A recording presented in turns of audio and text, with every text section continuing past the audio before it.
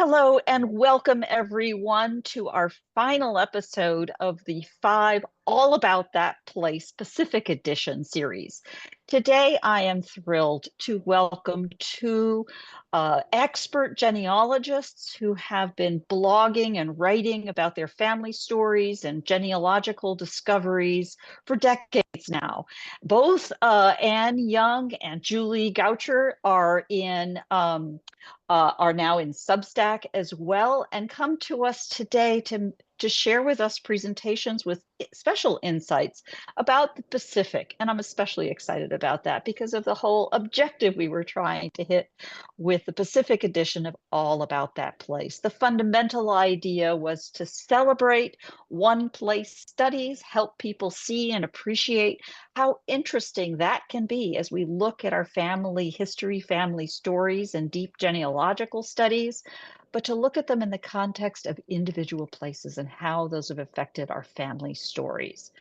So today we have, as I said, two wonderful, very expert professional genealogists in Anne Young, who will talk about her family history and specifically their experiences in World War I from Australia. And second, we will have Julie Goucher speaking to us with some special insights about Pacific heritage and how that's wound into her stories and the perspective and experience that she brings to all of this. So with that, I'm going to step out of the way and have Anne Young go ahead and get started. Go ahead, please, Anne. Good morning. Good morning from Australia. I'm in New South Wales at the moment, but I normally live in Victoria. And I'm going to be talking about a small village that was and is no more. My husband's family was associated with that village. And I'm going to be talking about that village in World War I. Now, I'm going to now work out more. Share, and then I share this screen and there, share. And okay, so Homebush is a small village in Victoria, and I'm talking about it for World War I. So when on the 4th of August 1914, Great Britain declared war on Germany, Joseph Cook, the Australian Prime Minister, proclaimed that if the old country is at war, so are we. So Australia had become a federation in 1901, but we were still very much tied to Britain. There was no choice. As a dominion of the British Empire, Australia was automatically in the fight. During World War I, over 420,000 Australians served in the military, with over 330,000 serving overseas in the Australian Imperial Force. Australia's population was then 5 million. 60,000 Australians were killed performing what was considered to be their patriotic duty. 300,000 more who survived their service in khaki were given a medal or two when they got back, resumed their lives as best they could, and over 40% of those who made it home had been gassed, maimed, paralysed, or otherwise injured. The casualty rate was more than 60%. I note that Australia ranks 5th behind France, Germany, the UK, and New Zealand in the proportion of its population that was mobilised and also the proportion of the population who were killed or died. And Australia is good at trying to claim exceptional rates, but we're 5th in that race. With few exceptions, every Australian town, small and large, has its war memorial, a secular shrine erected to the memory of the local men and women who signed on. There are over 4,000 of them. These monuments sometimes bear a statue of an infantryman resting on reversed arms, head bowed, the formal stance of a soldier contemplating killed comrades. They obtain a certain dignity and authority, however, though not from their status as civic furniture. A memorial gets what force it has from its list, the list of names. Every memorial has a list of names of the men and women who served their country in the war. It is this list that brings it to life. These are the names, and what could be more intimately distinctive, of flesh and blood human beings who did their duty. So the names are usually without rank, often in alphabetical order, sometimes in order of the time of enlistment. And they're not just of the people who were killed, though those people are distinguished, but of everybody who enlisted because they were going a long way away. So it's somewhat shocking to discover a shrine with an incomplete list. If we intend to honour a man for his contribution to a noble cause by inscribing his name on a list, he is disgraced and insulted by its absence. In the course of my research into the wartime history of the small town of Avoca, near Melbourne in Australia, I was dismayed to find that only half of the names of those who had served in the war appeared on the memorial's roll call. This list was and is shamefully incomplete, and I've tried to explore why. So the Avoca Memorial is up in the top left-hand corner, and the other memorials are from Snake Valley, the one with the angel and the urn, and then there are columns. There's one from Clunes, and there's one from Portland, Victoria, the two infantrymen. But the infantrymen are quite common and really quite touching. So my husband's family is connected with the mining hamlet of Homebush in the goldfields of central Victoria. Homebush is just 120 miles northwest of Melbourne, 50 miles north of Ballarat, where I normally live, and 6 miles northeast of the larger town of Avoca. And I'm using miles rather than kilometres, firstly in deference to our US kin, but also because, of course, at that time, miles was the unit of measurement. The map in the top left shows where some of the men from Homebush who lost their lives in the Great War, where they were buried, and it's a long way from home. Australian men first fought in Gallipoli at Turkey, and then they went to France and to Belgium. So this is a photo in the top left of Homebush, and I've zoomed in on the right, and it was taken about 1910. And then the photo in the bottom left is another view, but more or less at the same time. So yes, quite a flourishing population, but totally dependent on mining. So there were shops and there was churches and there were schools and things like that. And it was declining in 1910. By 1920, all large-scale gold mining had stopped, and the combined population fell to less than 150. Businesses closed. Buildings were removed. They were taken away on drays and things like that. Here's some gold miners from 1908. So that's quite a small scale mine, but still quite effective. And I've written about those miners in another post. And this is what is in Homebush today. That view on the road on the top left is the same view that you saw earlier. And so all the buildings have been removed. You've got a sheep paddock, and in the background you've got some mullock heaps. They're the waste from the mine tailings, and I've zoomed in on those in the bottom right. And then you've got the school, and that's really pretty much the only building that remains from that time.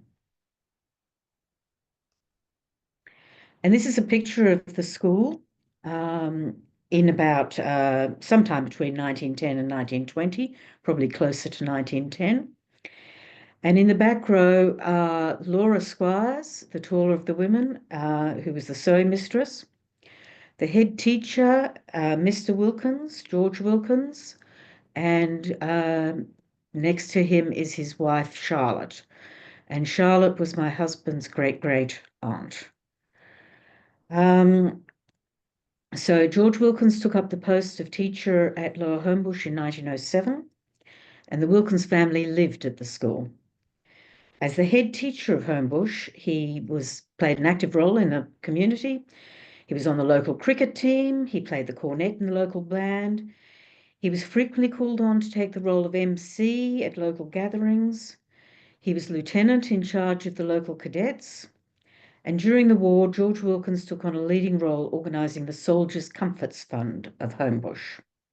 And after the war, he helped form the local branch of the Returned Soldiers League. So, encouraging people.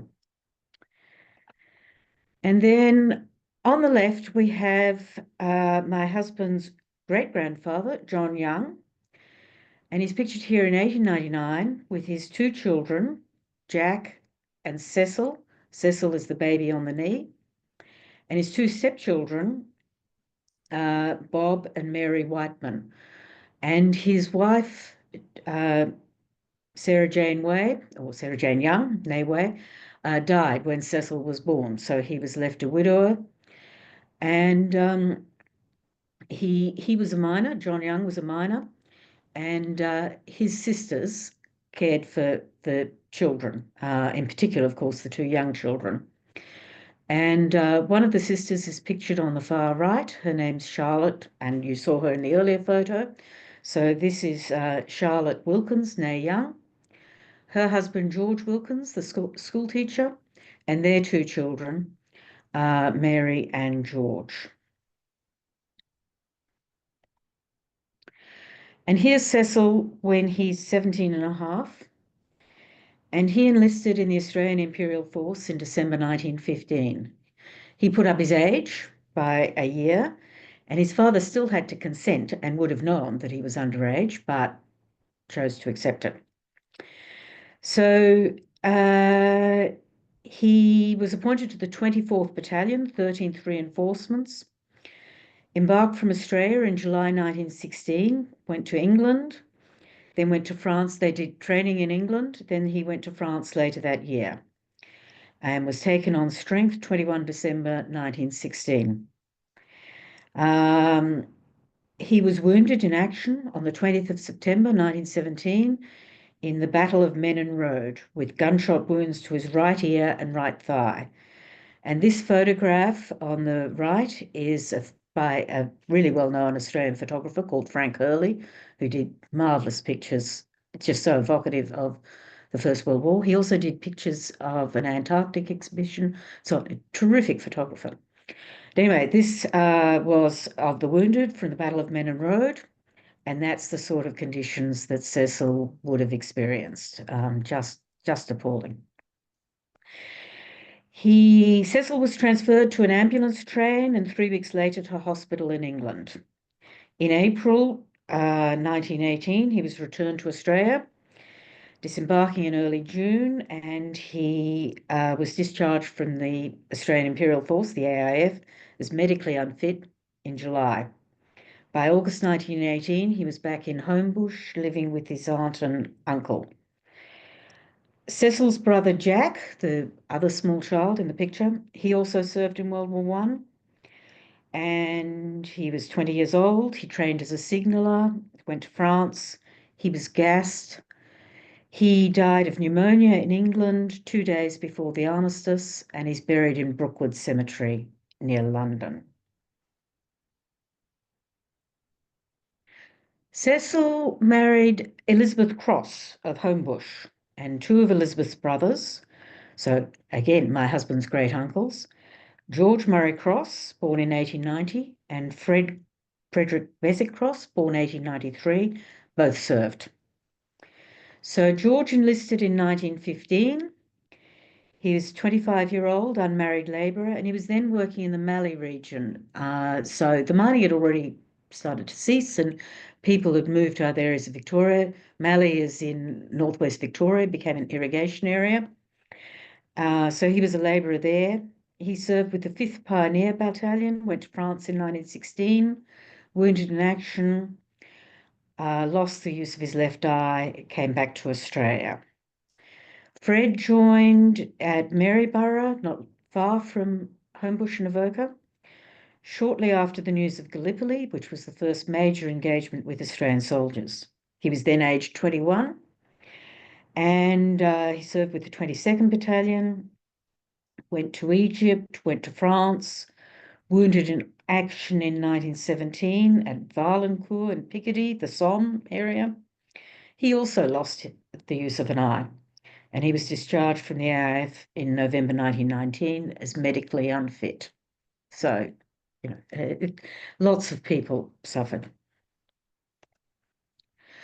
So, in the community, people were encouraged to enlist. I haven't read of any particular white feathers or anything like that going on, but there was certainly encouragement for the young men to go. And one of the ways they did that was they started to have farewell socials, and they gave them gifts. So the women presented Mr. Daly, who was the second man from Homebush to enlist, with a watch, and the gentleman gave him a pipe and tobacco pouch. And the soldier, the farewell was a social with speeches and singing and dances. Often these, I mean, it was before electricity, and they were held at the time of the full moon, so that you could walk home and things like that after the celebration. The first man to enlist was a chap called Henry Rowland, and he'd enlisted. He was from the community, but he'd been working up at Swan Hill, and he escaped without a farewell, or the community didn't have an act together. So there was acknowledgement that he had gone when they farewelled John Daly. John Daly did survive the war, returned to Australia in June 1919.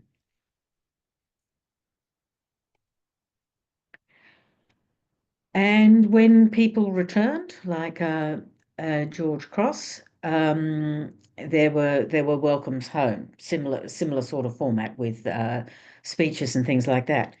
At the farewell, at the welcome home for George Cross, there was a presentation made to Jane Rowland, who had lost two sons, and so Henry Rowland, who we mentioned earlier, had been the first to enlist.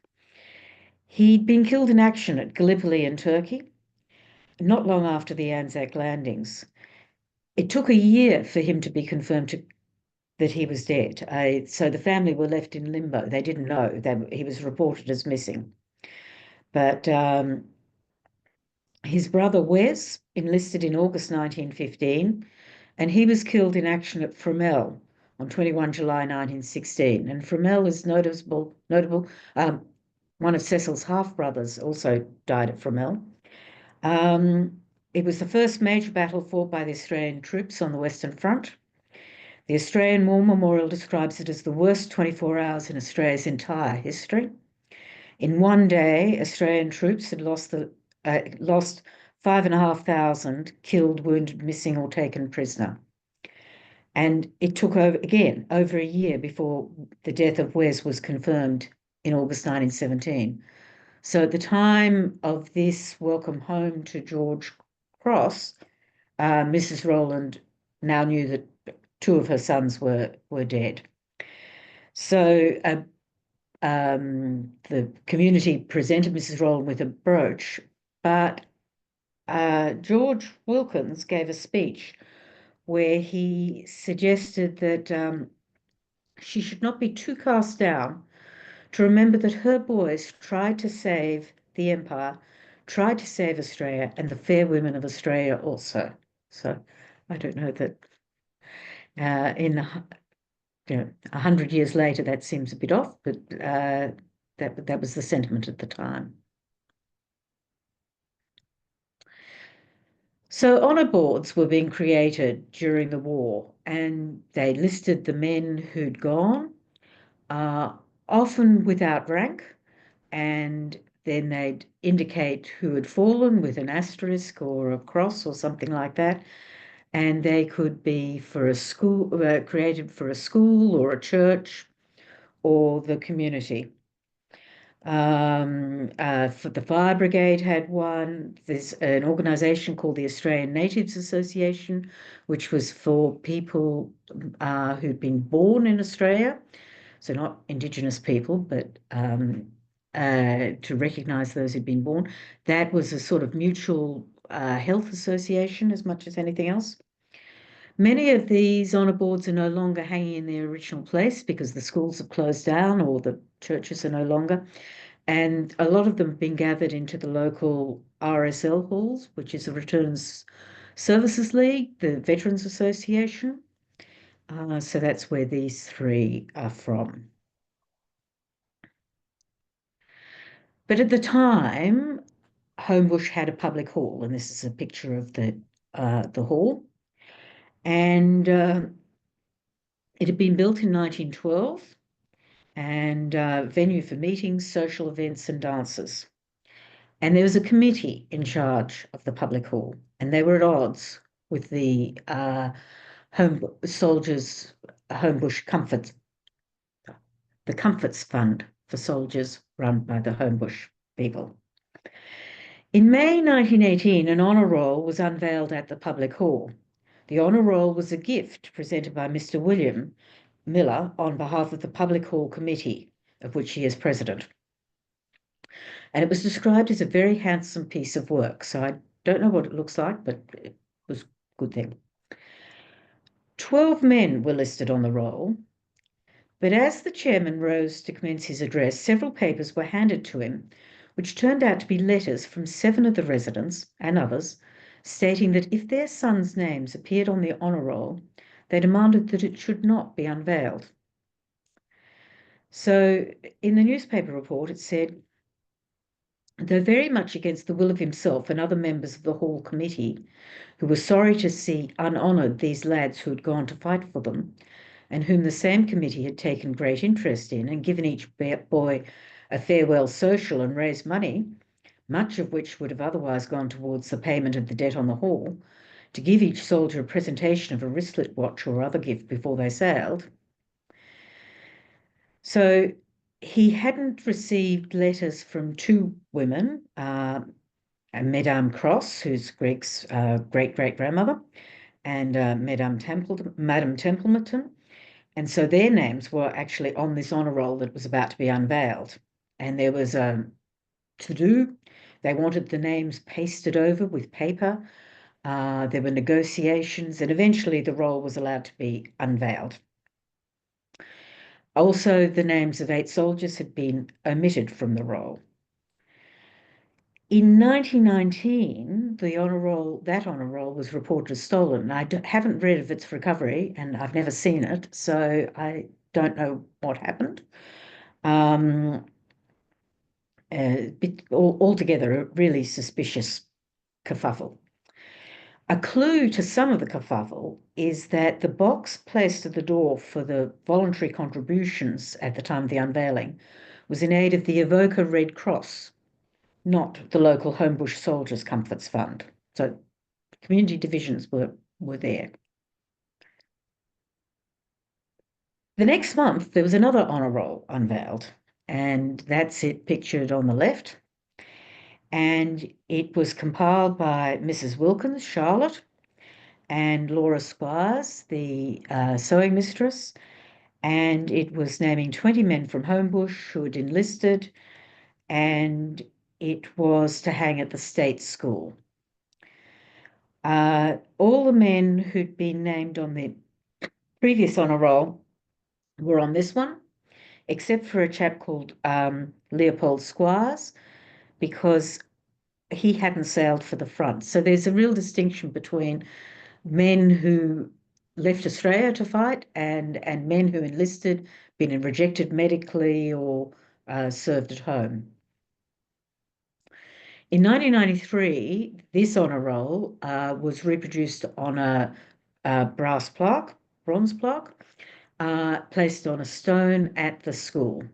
And it is now the permanent Homebush honour roll. So here's the school today, and there's a row of eucalypts running along the left-hand side, And the stone with its bronze plaque is just at the beginning of that row of eucalypts, which is really forming an avenue of honor. And I counted them up, and there are some missing, but I think there are 20 eucalypts in that honor in that avenue. So in July 1918, the Repatriation Department published a notice prohibiting, until after the war, the collection of money for the erection of memorials to our soldiers. Rolls of honour may be permitted where merely a small amount of money is involved, but nothing on a greater scale is allowed. Nonetheless, communities started to plan memorials, even though the war was by no means over or won. In July 1918, a number of ratepayers, headed by Mr. Miller, president of the Homebush Public Hall, requested the Avoca Shire president to convene a meeting at Homebush to discuss the erection of a memorial. The memorial was to be erected next to the public hall.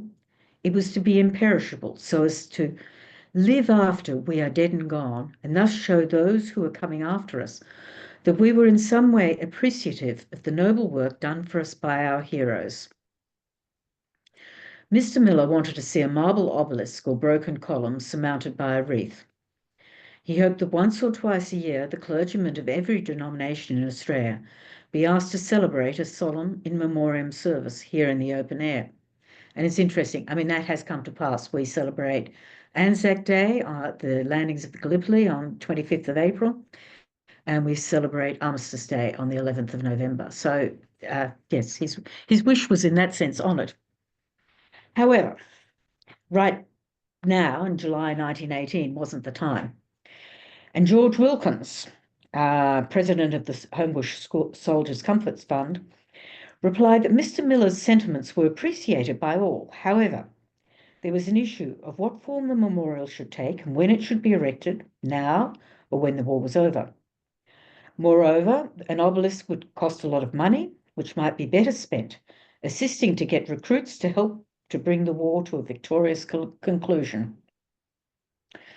A Homebush Memorial Committee was formed, nevertheless, which by a vote of 13 to 7 was formed by the 5 trustees of the public hall. The Homebush Soldiers' Comforts Fund was thereby unrepresented on the Memorial Committee. This Homebush Memorial was never erected. Many residents left Homebush over the next few years, and the Homebush Memorial Committee joined with the Avoca Memorial Committee. So Avoca's the biggest town. The Shire was built around Avoca, and so they folded in their money to the Avoca Memorial. And this is the Avoca Memorial. And it's a really grand memorial for what's a relatively small town. It was dedicated on the 26th of November, 1921. And it was intended to remember only those soldiers from the South Riding of the Avoca Shire and Percydale. But because Homebush had lost so many people, they joined with the Avoca Fund, so it remembers those men from Homebush too. Although the memorial had been discussed for many years, the lists of the names for the memorial appeared to have been prepared in a hurry. And there'd been a letter published in one of the local papers requesting names. And then in July 1921, so just a few months before the memorial was opened, a small subcommittee met to discuss the names to be included. And they included 18 names from Homebush, not 20. And the 2 names that were left off were Jack and Cecil Young. And I think that they were left off because of a quarrel between the Public Hall Committee and the Soldiers' Comfort Fund Committee. And they were left off to spite Mr. Wilkins. But there were a lot more names left off. I've compiled all the names that went from the district that are covered by the hamlets included in the scope of the memorial. And there were over 300 names, and there are only 137 names on the memorial. So some people had left the district, were no longer associated with the district, but they were at the time they enlisted. So it's all I don't know, carelessness, some more quarrels that I don't know of. I'm not sure. So in 1916, for example, one of the newspapers printed a list of 114 volunteers from Avoca and district. And they were local men, but they were forgotten once they'd left. Only 58 of those 114 are listed on this memorial. So they had it in print. You know, they could have gone to that list. Really strange. Anyway, so I guess I'm interested. You sort of read the list and you think it's going to be complete of the place that they would know. And it's only when you dig deep that you'll find whether they're included or not. So I'm really interested if other people have found the same for their place, that not all the names that could have been are included. So stop share and over to discussion. Wow. Wow. Thank you so much, Anne. And do we have clarifying questions? Monica, you were just commenting on your family connection to all of this. You're on mute.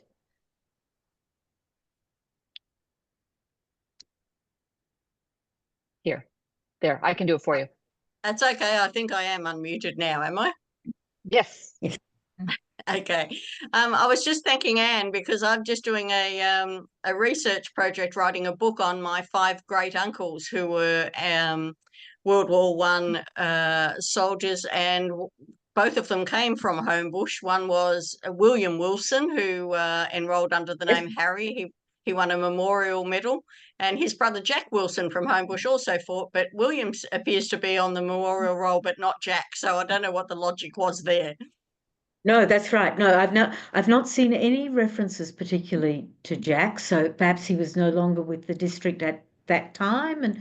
But yeah, no, Harry Wilson, which I was confusing, and I thought there were two, you know, WHB and Harry, and then I realized they were the same man. Yeah, definitely there. So yeah, so we must be in touch later and compare notes. Lovely, thank you. And I was just looking at, I did a quick look at the concept of the white feathers. Wow, that's fascinating. Do you want to tell us a little bit about that? Okay, so some communities more than others, they distributed white feathers to men who hadn't enlisted. So Australia remained conscription free. There were 2 vigorously fought referenda or votes on the subject of conscription, and in both cases, those votes, the no vote prevailed, so conscription did not take place. So Australia's participation in the war remained voluntary the entire time. Lots of other countries, England particularly, I think New Zealand, France, of course, and Germany, there was conscription. And that meant that all men who were regarded as eligible had to go. But in Australia, it was all volunteers, but there was certainly pressure on those who were eligible to sign up. And one of the ways they did that was they gave them a white feather of cowardice. Brutal. Yes. Wow. Well, in our limited time, I want to hold the thought any further questions and turn it over to Julie and let you go ahead and share your story. Okay. So, share my screen. You'll see a yellow screen pop up. All right. There we are. That's to make sure I actually share the right screen. Professional tips. Nice one.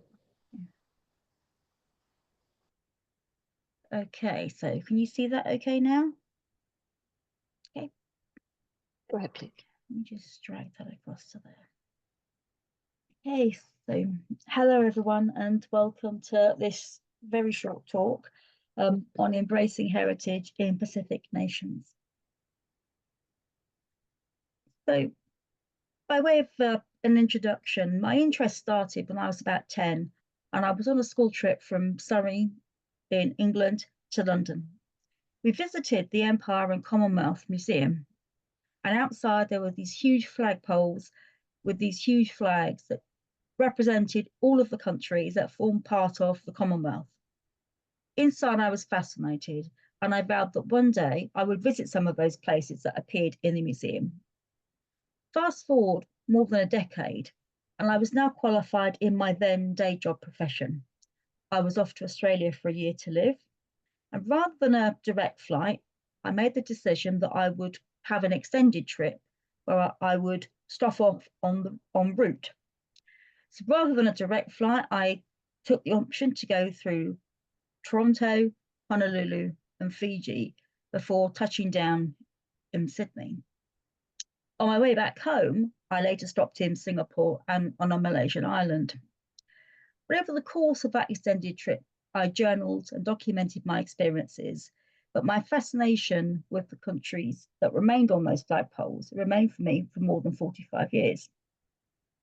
So I'm just going to try and, sorry, I didn't mean to do that. Just come down a little bit further. So the Empire and Commonwealth Museum closed about a decade ago, and it was issued with a deed of gift to Bristol's Museum, Galleries and Archives Service. The objects come under the remit of the Bristol Museum and Art Gallery, but the archive collection, which incorporates papers, books, photographic and sound recordings, is under the care of Bristol Archives. What the catalyst was for the move, I'm not sure, but there are several factors at play. Central government could meet a budget request from Bristol using capital funds from the sale or reletting of the former museum site, with the objects and archives collection transferred from London to Bristol through this deed of gift. In addition, there would be an investment to the rail network linking London with Bristol, aiding to the further generation of children fascinated by flags.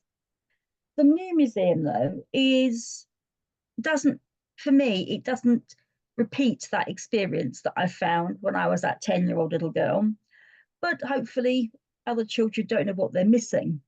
But it enables them to have this focal point whereby we can look at Empire and Commonwealth. It's fair to say, though, the way that we look at Empire and Commonwealth now is very different to how we looked at it 40 years ago. And it's almost to the point of it's an unwritten discussion until we had a destruction of a memorial in Bristol about, I don't know, 3 years ago here. And there is this monument to somebody that has this huge statue named after them, called William Colson, who was known for his enslaved population that he was basically using to have money. But it's about more than that. It's about having a snapshot of time and place. So this museum shift changed before the toppling of that statue. And I heard just recently that the statue, which is no longer in the river from where it had been pushed, is in fact now in the vault of the museum at Bristol. So what are we going to cover today? This presentation is about half of a full presentation. So given that we're not able to drill down into resources, but we are able to look at what can be included if you're researching in this geographical region or if you're just curious. So this map and the ones on the next slide come from Encyclopedia Britannica. It indicates the ethnogeographic groupings of Malaysia, Micronesia, and Polynesia. And when I think back to the landing that I had when I was in Fiji, having left Honolulu and descended, I didn't anticipate or even consider that there were these distinctive groupings. it was just another country represented by a flag. And that is important. But if that's how we see it now and how I saw it then, the chances are that people don't realise, unless you're really looking in depth at the location of somewhere or researching a place. So if we look now at this map, so this is drilling down and it's showing you the countries through this region. And we're excluding Australia and New Zealand here, because whilst they're very important countries, they are not within the remit really of my talk. But fair to say, it is worth, as we get to the end, looking in any of those online catalogues to see if there is any material regarding any of the Pacific islands or countries that is relevant to your research. The other thing to remember is that this region covers more than 300,000 square miles. And the islands that you can see here are a mixture of independent states, associated states, integral parts of non-Pacific island countries, and dependent states. So it's a bit of a sort of a smorgasbord of islands whose probably most of them were under, I would say, the British Empire, but that does not mean that was where they've ended. Some of them have gained independence and others are under the remit of another country. And there are also other countries on here where they are under the remit of another European nation. In France, for example, has a heavy presence in this region. So this is kind of a top end, so things to consider. A cross-discipline approach, context to geological data, diversity, both across and within, and I'll come to a bit more of that in detail in a little bit, and then an impact of colonialism. So this is a slide, I've adapted it from my European ancestors talk because it kind of ticked most of the boxes. And there are these thinking points. So if you think back beyond occupation of countries where there was an indigenous population. So this is looking at the European nations that conquered, that took, however you want to phrase it, those European nations that have influence in whichever country it is, the empire, or any other influence from outside of that. Borders, neighbouring lands, whether that's another island or a country, depending on Australia, for example, or associations. And then the movement towards independence. Then if you look at things like naming patterns, and that's important because not every naming organisation or grouping will use the same format. Maybe in some places that actually surnames were only used, say, within the last 100 years.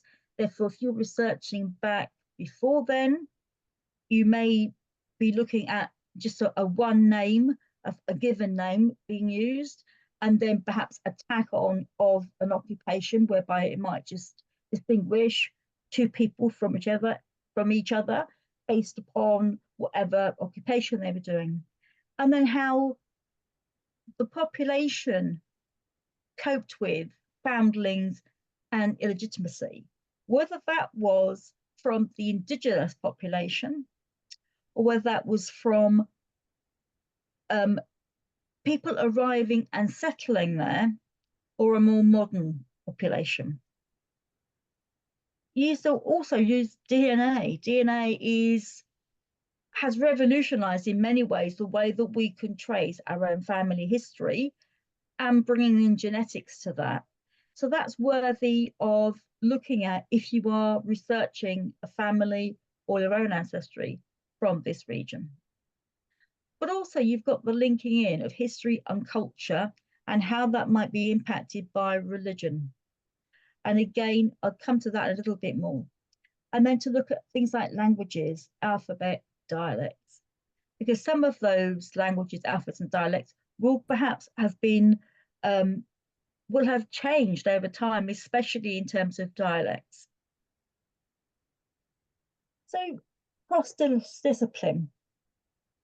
So I've put the list on there so anyone wants to grab a copy of the slide, although I will make slides available because it just might be easier for you. So why do I think cross-discipline is important? It's because people will write articles in terms of whatever elements they are looking at. So for example, agriculture is important. It's how generations of our ancestors, regardless of where they were, fed and clothed themselves either from any part of that that process. So it's important to understand what agriculture meant, whether they was using different farming methods, whether it was introducing particular cattle breeds or sheep breeds, for example, into a region. So that is a useful mechanism.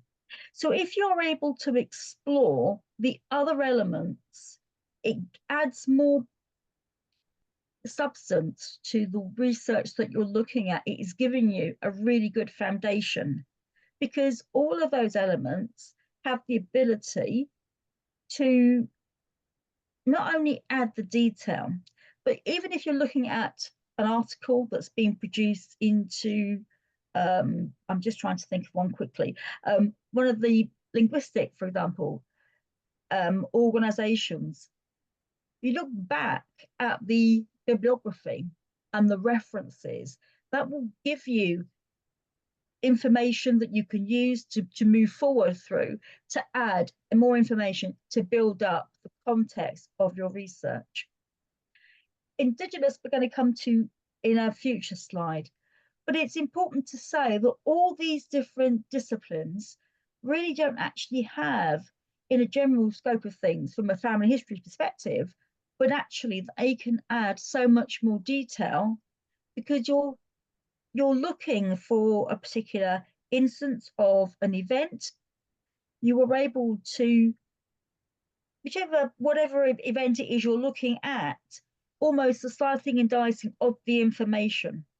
So, for example, you may find that there's been a burial ground, say, for example.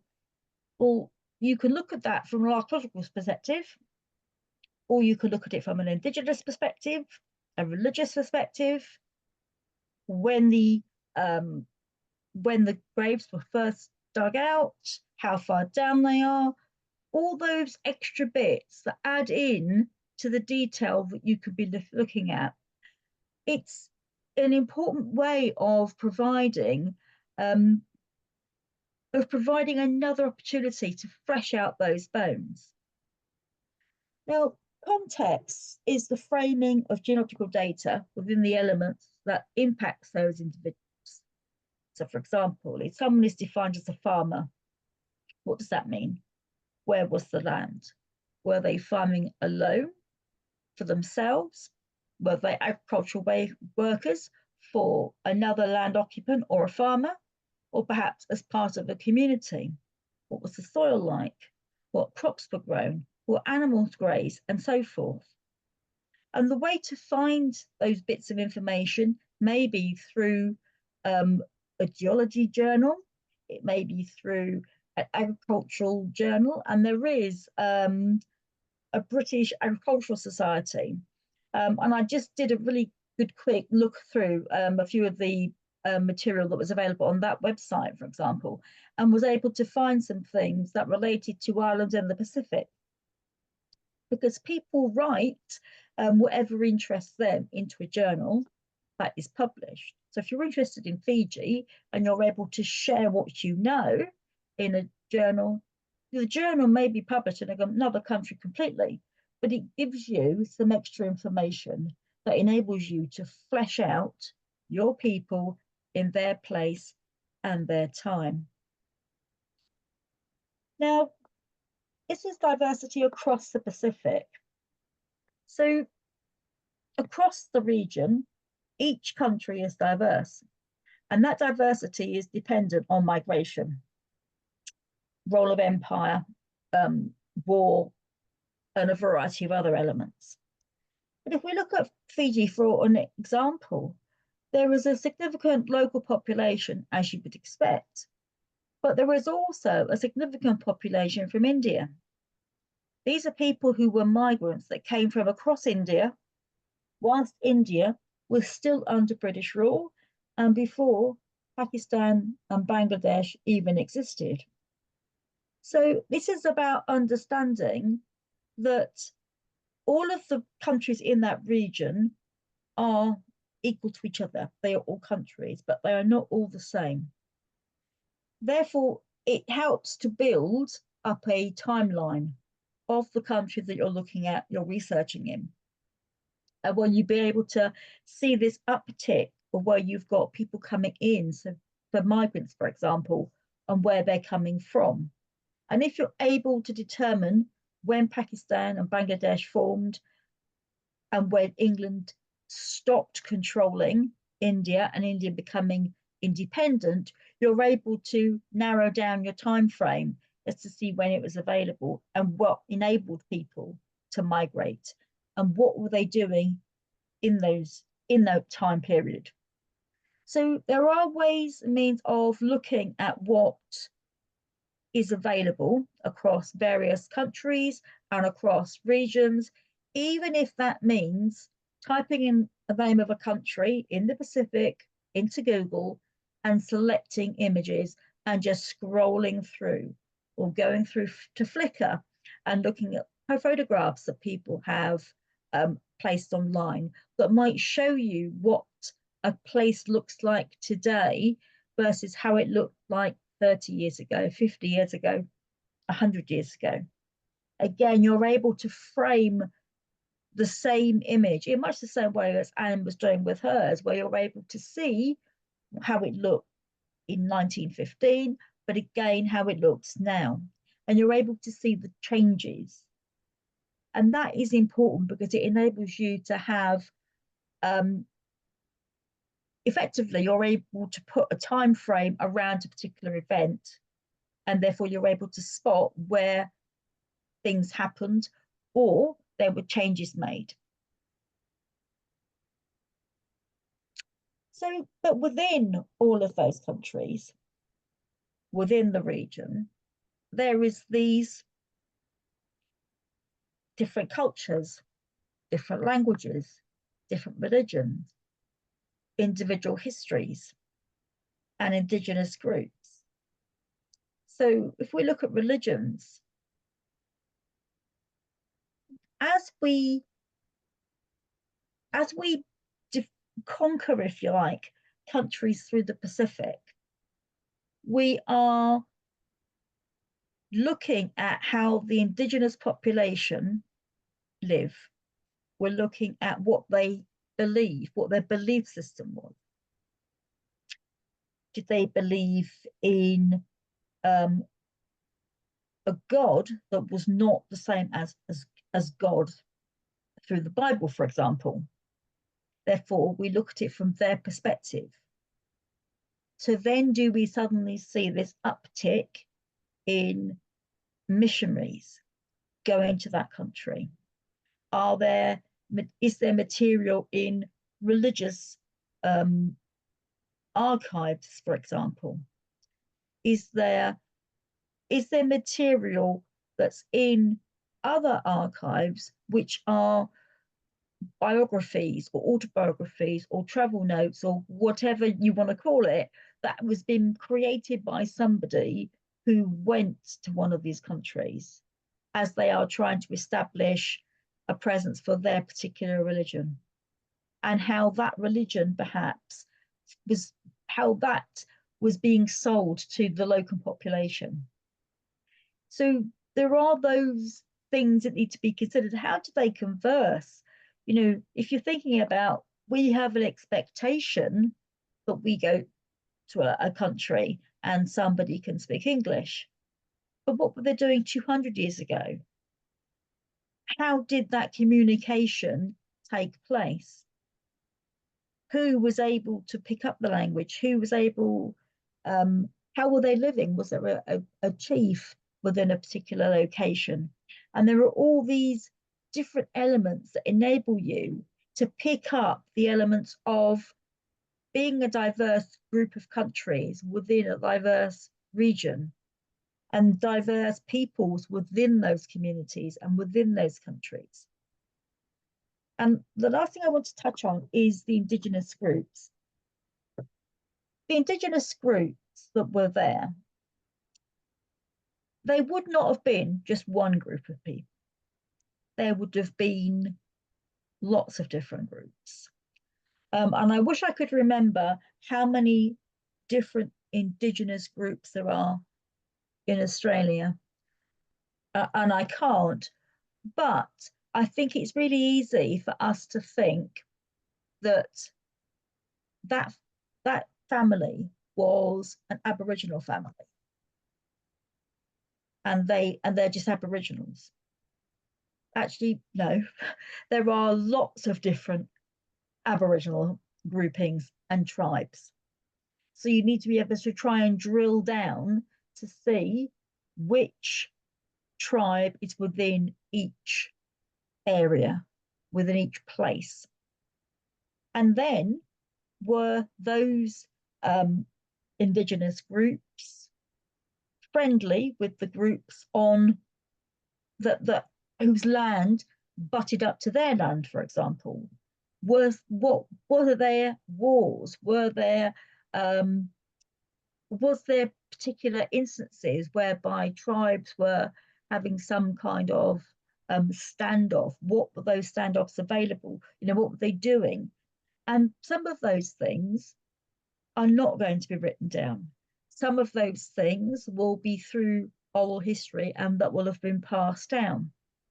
And for some of those communities, those oral histories will have been passed down, and those oral histories will be in their own country. They may be in another country completely, or they may be in both, maybe whichever allegiance the country is with now, whether they're an independent country, whatever their influence is. So there is lots of things to be considering, and it's not just about a different culture, an indigenous group, and about looking at that indigenous group with how they within that country, but actually perhaps it's a bit more than that. And that is really important. Now, colonialism, this is a terribly emotive area, but it's really important. And I've broken it down into 3 elements. So what was happening in whatever Pacific country or island you're looking at, what was happening there before they were colonized? What happened during the occupation and rule? So was there a war? Is it a case of that there was a war, and like in Australia, the places like Fiji, for example, were encouraged to send troops to help the mother country? What happened post the colonial period? What was the movement of independence like? Was that met with just trying to have a peaceful steering at independence, or was it much more volatile than that? And therefore, newspapers. And if you're looking at newspapers, look and see how the newspapers justified the colonial aspect versus the independence aspect.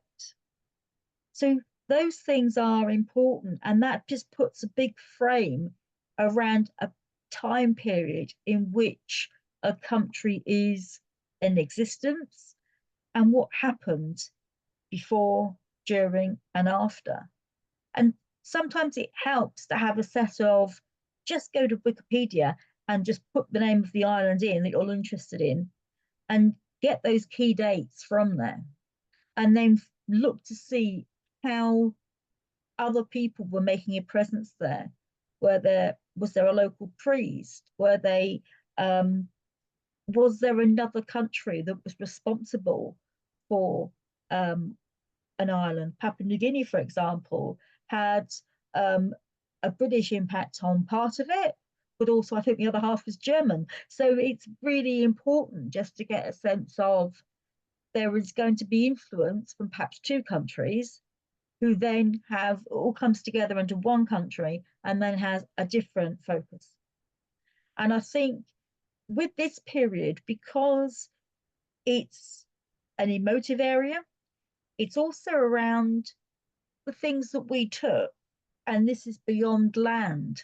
This is, we took things from countries and we brought them home and we put them into museum because we wanted a way of sharing what was seen by an explorer, somebody who was in the military, and we wanted people back home to see that.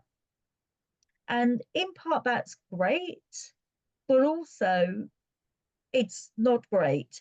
And it's how we move that forward and what does it mean going forward in terms of repatriating items back to their home country. Also, of course, that impacts on records too, because very often you will see that the dominant country, whether that is Britain or another European empire, very often took records home. So you will find records that relate to whichever Pacific country you're interested in, actually not just being in that country, but also in the host country. So in the case of Britain, for example, or perhaps even Australia or elsewhere. So it's important just to get a sense of who, where, what, when, how, and why in relation to understanding what you are, where you're researching. That I think is quite important to give you a sense. And so, and when I started writing this presentation, I thought this is no problem. I'll be able to do this in 30 minutes. No, I'm just noticed at the time I'm kind of almost, I've got 3 minutes to go and I have another 3 slides yet. But it's important because it enabled me to look back at things I've done and seen and written about. And it enabled me also to see a possibility where I can spend some time doing some more research and beginning with those things that I was looking at when I was 10 and then building outwards. As someone who's got a one-name study, I will always pop my names of interest into a database and see what pops up. And things can pop up when you're not actually expecting them to pop up. So it's always worth, wherever you're looking and wherever you're researching, that you pop your names into whatever databases just to see, because if you don't try it, you'll never know. So moving ahead. So in this section, we're going to just move ahead to types of places that you can find information, whether that is genealogical or provisions to give you some context to some of that research. So resources outside the region, which I've already said, may well be in somewhere in Britain or elsewhere. Search for key information. So as I said, surnames, places, country. Even search for things like explorers, for example. So it's quite common for people that were explorers or botanists or something of that ilk. They would keep detailed notes, and those notes would eventually come home with them. Those notes then end up in a repository here, perhaps, in England. But those notes, those insights are relating to another country, an island, wherever they be in the world. So it's always worth exploring and looking to see who the explorer was or who the individual was in question, look to see where they came from, and then look to see what is available in that home country. Did they publish anything? And is those diaries, journals, notes? Is it available online? It will likely be out of copyright, therefore be able to be downloaded. So there is always scope to see what is about there. Groups on social media, there are some amazing groups on various bits of social media. Facebook has phenomenal, lots of groups, really helpful groups. There are groups of people on Twitter, or X as we like to call it these days, although it will always be Twitter to me. And you may well find that there are individuals there that will be sharing resources and talking about archives. And just have a look, why not go to Twitter or Facebook and put in the island that you're interested in, wherever you're researching, to see what it comes up with. If you're researching in Australia or an area where there is indigenous tribes, put the name of the tribe in. It's quite fascinating to see what pops up. Look at the National Archives, and that may be National Archives of the area where you're looking to research. It could be Australia, it could be England and Wales, which will be Kew. It could be using things like Cardiff in Wales, again in Scotland. There are some links that will be on the handout, which I will make available to you. All of those types of places, and just look to explore. National libraries are also a great place because, okay, you can't take the books out, but they will very often have a catalogue. You may well find there is research guides that are available, maybe some data sets, always worth looking to see, including places that might not be quite so obvious in terms of national libraries in various states, in other parts of the world. So it's always worth exploring. It's also worth mentioning about things like the Singapore archives, and there is also some newspaper material available, free, able to be accessed from Singapore archives. It's a bit like Trove, but a Singapore. But again, it has material that comes from across what would have been the empire. University library and archives, they very often have research guides, any material. Maybe they've got PhD students that have done a thesis or a research project, and sometimes that will link in and be available. National museums, again, another really useful resource, if not just for the catalogue, but also just to look at what their online exhibitions are. And sometimes these are archived, so you can go back 2 or 3 years.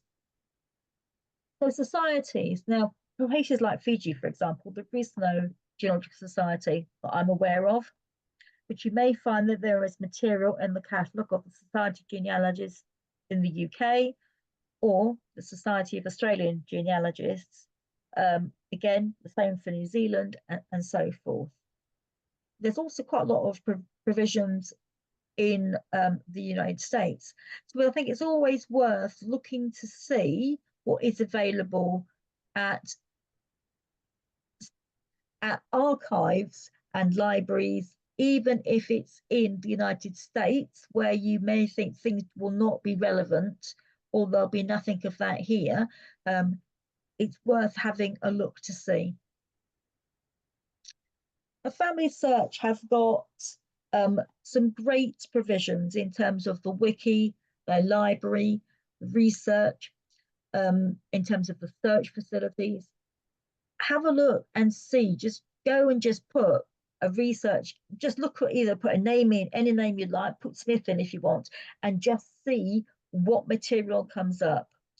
Or try not to put any surname in and just see if you can just do a search and see what pops in terms of the length and breadth of the information available.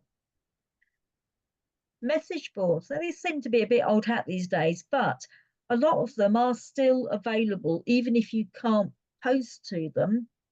I found one fairly recently, actually, and somebody had put a comment on there that was 15 years old, and I wrote an email and I didn't think it would arrive. Not only did it arrive, but in the morning I woke up and I'd had a reply, so the person's email hadn't changed.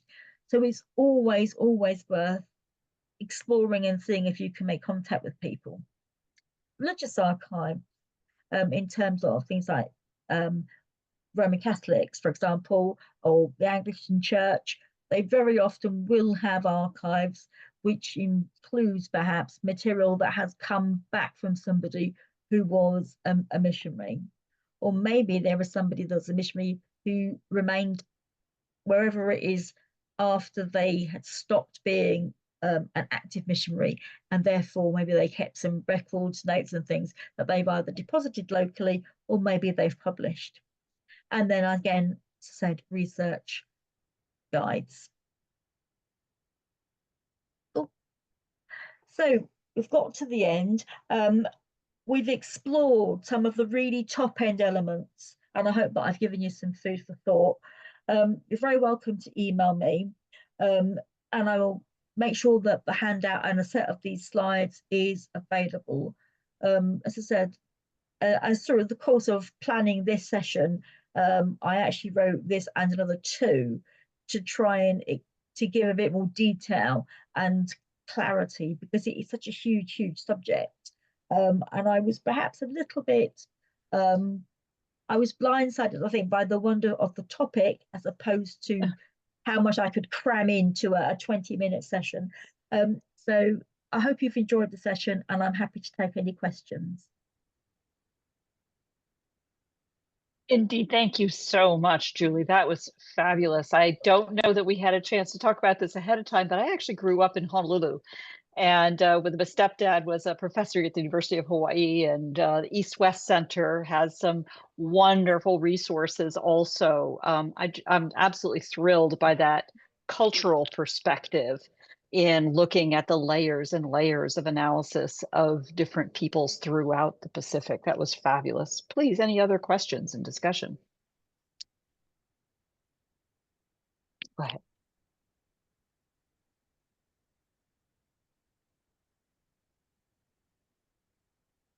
You can all feel free to turn off your mute and just chime on in.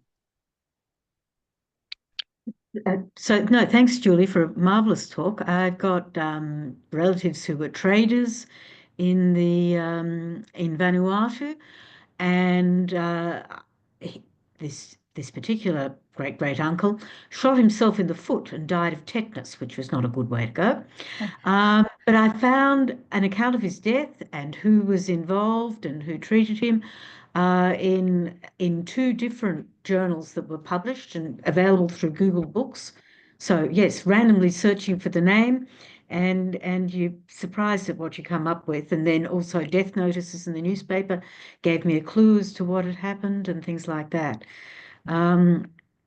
Religious things are really important. So the missionaries, I've got other relatives who are missionaries in Fiji, and the religions in the Pacific were not just the traditional Anglican and Roman Catholic, but of course Seventh-day Adventists play a really huge role and things like that. Yeah. So there's a diversity of places to look for information about people, Indigenous and non-Indigenous in the Pacific.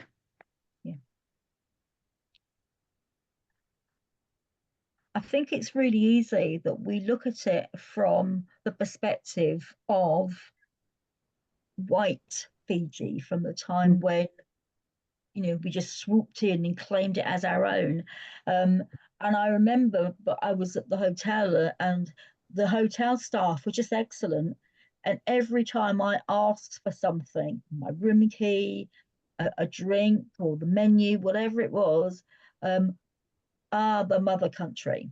And they were still referring to England in that way. And I'm guessing that is perhaps more about the age that they were and how they'd seen it. The next time I go, which will be like more than 30 years since I've been there, will be a case of, are they still referring to it as the mother country? Or has time moved on and therefore the time between now and the mother country is actually it's past that length of time. And I think that's important, that we kind of understand that there were people there before we went there. On a very similar note, I've got an ancestor who went to Tasmania in 1815 and took with him a flock of merino sheep. Mhm. I don't even know how to begin that, but I did manage to track down a merino sheep expert who gave me some clues about researching the sheep in terms of why that breed, and just the records. It was just fascinating, but you'd never think to be looking at sheep and part of a genealogical perspective.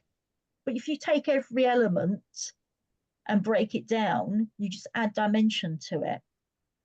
Yeah. So I think this is a fascinating perspective that applies equally to places like the United States, from the Algonquin to places like Hawaii, where you have these layers and layers of culture and history that as colonists, we stomped on. Canada has a lot of the same kinds of history that modern views allow us to look at it over and over again. And once again, I'm sure we're making the same mistake that our colonial ancestors did in saying, well, we got it right now. No. There's a fascinating talk that we had just a couple of days ago as part of this series with a wonderful historian, Annette Lang, talking about local small history museums across the United States. And one of the core to that whole discussion really was the exercise and discipline of continually going back to the facts and reinterpreting and understanding the layers of what you're seeing, and trying to have some appreciation for what your own lenses are as to how you're looking at the world today versus someone in the past. Yeah. Well, that was a fabulous discussion. Thank you so much, Anne and Julie. Thank you so very much. I am very sensitive to how late it is for you, Julie, in London now, or in the UK time zone. And I think we need to let you go and get some sleep. And I invite all of you to continue this discussion online as we stretch from across the Anglophone world, where we share a language and so many cultures in the layers of place. One important thing that I did not mention in the introduction, your introduction, Julie, in particular, was the incredible role that you played in the start, really, of this All About That Place movement. And I want to thank you for that. And invite everyone here to appreciate that and continue the discussion in that context as well. So again, thank you all so much. Any last questions? And with that, let me end the recording.